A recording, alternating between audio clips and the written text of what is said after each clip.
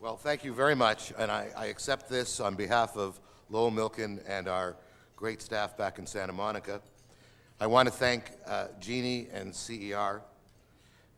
I want to thank my wife, Vicki. I don't know if this is the Academy Awards, you've got to thank your wife. But actually, I want to do a couple of other thank yous. Everybody said they see so many friends here, as I do. But I'd like to thank not only Luke Gordy, but Donna Gordy, because what you didn't say in her high-achieving school is that she's the principal of a TAP school. And I'd also like to thank Lisa Keegan, who's here. She was the first...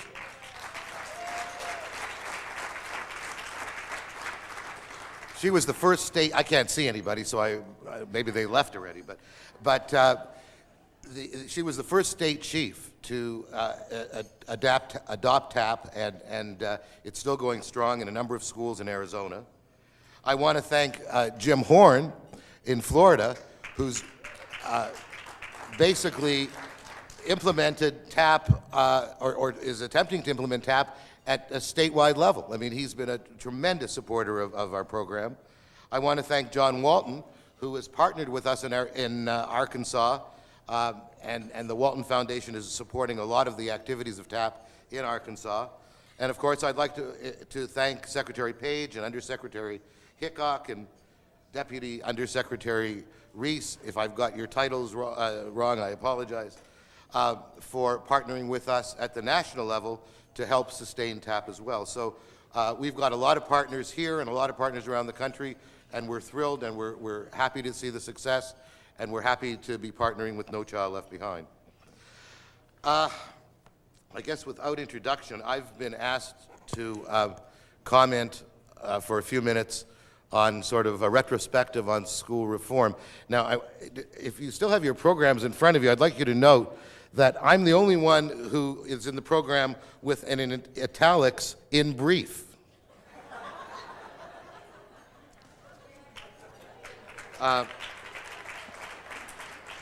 When I told my staff that I wanted them to put together a report on dumb reforms that have occurred in education over the last 50 years, they gave me a 57-page document.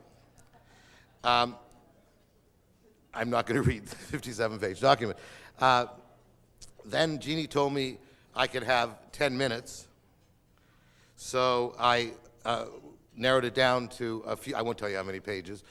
I don't want to get you upset.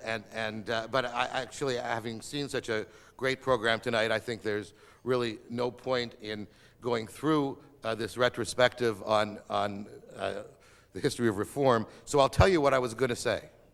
Okay. What I was going to say was that the first thing that you ask about reform is it working? And one of the problems that we have is people want answers too quickly. How much time should we wait before we demand to see results from a reform? 1 year at the foundation, before we did teacher quality and the teacher advancement program, we spent a number of years trying to get technology into the schools, and we worked with one state for a couple of years, and finally in June, the legislature passed a very generous law appropriating a good amount of money for technology, and that was good. And they came back in September and asked if test scores had gone up because of the law. Now, they hadn't even bought the computers yet. In economics, there used to be a discussion of the lags in effective monetary policy. Basically, how long it takes between the time a problem is identified and the time it takes to solve it. So I started thinking about the lags in education reform policy, and I won't go through it in the explanation that I have here, but I'll just list the lags. In other words, all the things that hold up education policy.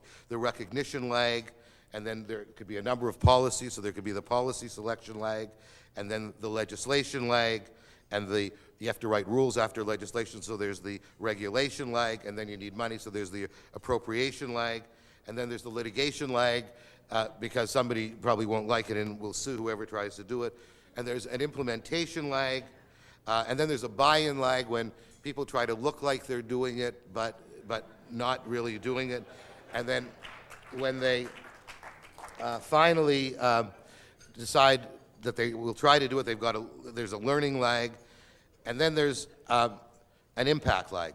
At some point, Not the first day, not 3 months later, but the policy is going to have some effect. But NAEP scores are not going to be given for another year and not reported for a year after that, so there's a measurement lag and then a reporting lag. Now, they could have used the state test, but that also has problems because we'll see an interpretation lag. When people on both sides of the reform use or criticize the state test's alignment or construction or who takes it to show that the reform is working or not, this problem is, well, never mind. But then when finally you do get results, there's the methodology lag, which means that whatever the results of the study are unsatisfying to somebody, they criticize the methodology. So, for example, they're still debating the STAR class size reduction thing in Tennessee in 1985 to 89 because some people like it, some people don't, so whatever. By this time, the national administration or the governor or the state chief or the district superintendent or the school boards at various levels have changed, so the whole policy format has changed, so who cares whether or not the earlier policy worked. It was President, Governor, Chief, or Superintendent X's plan, and now it's Mr. Y is in control, and he has new ideas. So we're back to the lags again. So that's what I was going to talk about in much more detail. I apologize. And then I was going to list a whole bunch of reforms. First, structural ones like the open classroom, which basically said things like open education is open to new ideas, curriculum, scheduling, and use of space, and to honest expression of feelings between teachers and pupils, and between pupils and pupils, which explains a lot of the teacher-student paternity suits. And then, but the research on open education came to the following conclusion. It may encourage better attitudes towards school while only slightly lowering academic achievement. And then I was going to talk about multi-grade classrooms, and they say they look at progress, not whether kids fail or not fail. Year-round schools, they said that would be a good idea because kids would not forget what they learned over the summer, but now they can forget it 3 times. There was tracking, and we know all the bad things about tracking, so then they had detracking, which means the lowest common denominator. Then we had new math, and that failed, so now we're having the new math, which is true, that we're actually having the new math. And whole language, you know all about that one. Suffice it to say that almost every premise advanced by whole language about how reading is learned has been contradicted by scientific evidence. And then we had bilingual education, which was a great theory, but as soon as they ended it, people who didn't speak English started learning. And then there's actually one that seems to work, but is heavily criticized as direct instruction. As you know, that's a fully scripted programs that teachers hate. So because it's imposed on them, they say it's hard work and restricts their creativity. So that's another reform. Then we have the management ones, management by objectives. The main problem here is schools couldn't determine their objectives. And then performance contracting. There's a story of I guess they took 100 kids from Texarkana to some learning center, and the evaluator from Texarkana went in there, and the kid said he had already seen one of the questions, so they did some investigation, and the reason they were so successful is they were actually giving the kids the tests and the answers. So that failed. And then you had site-based management, and that was a great stimulator of corruption. And then you had character education, which there's a lot of good, but it teaches values and whose values and does it improve standardized tests. And then we had effective outcome education, which means teaching desirable attitudes, self-esteem. Self-esteem is very important to me. We actually had a law passed in California that everybody's self-esteem should go up. We did, honestly. And then we had assertive discipline. That didn't work. And then we had comprehensiveness. And remember the Coalition of Essential Schools and Community for Learning and Contextual Teaching and Learning and Foxfire and the Padilla program and the Modern Red Schoolhouse. They were okay. Then class size reduction. I wouldn't even talk about class size reduction. Everybody wants their kid in a smaller class, right? I mean, there's no evidence that it means anything, but everybody wants, and it makes sense. I mean, who wouldn't want to have their kid in a class of 18 rather than 30? The real question should be, would you rather have your kids in a class of 30 with a really stimulating, knowledgeable teacher, or would you rather have one with 18 with a dullard?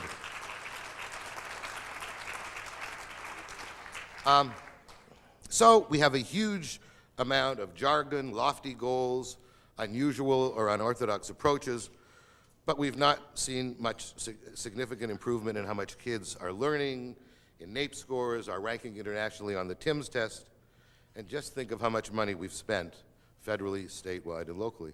That's why the work that all of you do is so important, because with standards, assessments that have consequences, I always thought that when you were setting standards and doing nothing else, it was sort of like a field of dreams. There was sort of a belief, if you set them, they will come.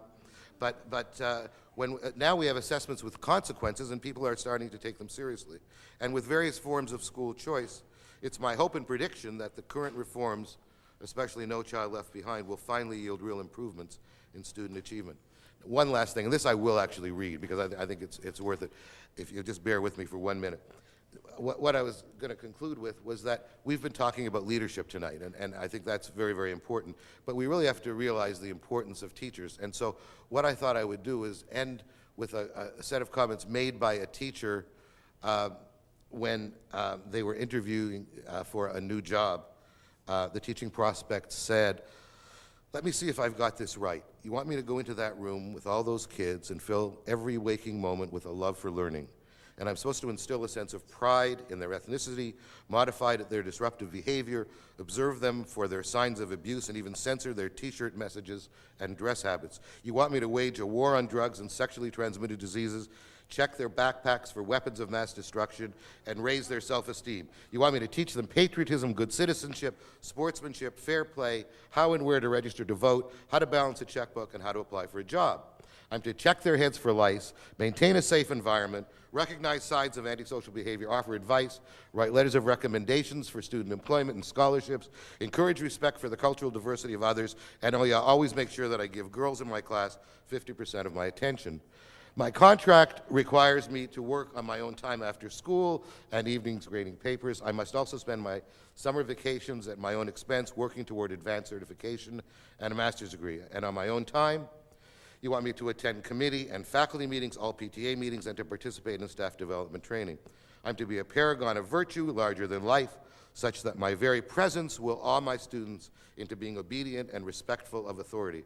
I am to pledge allegiance to family values and this current administration. You also want me to incorporate technology into the learning experience, monitor websites, and relate personally with each student. That includes deciding who might be potentially dangerous and or liable to commit a crime in school. I'm to make sure that all students pass the state mandatory exams, even those who don't come to school regularly nor complete any of their assignments. Plus, I'm to make sure that all of the students with handicaps get an equal education, regardless of the extent of their mental or physical handicap. And I'm to communicate regularly with parents by letter, telephone, newsletter, and report card. All of this I am to do with just a piece of chalk, a computer, a few books, a bulletin board, a big smile, and a starting salary that qualifies my family for food stamps. You want me to do all of this, and you expect me not to pray. Thank you very much.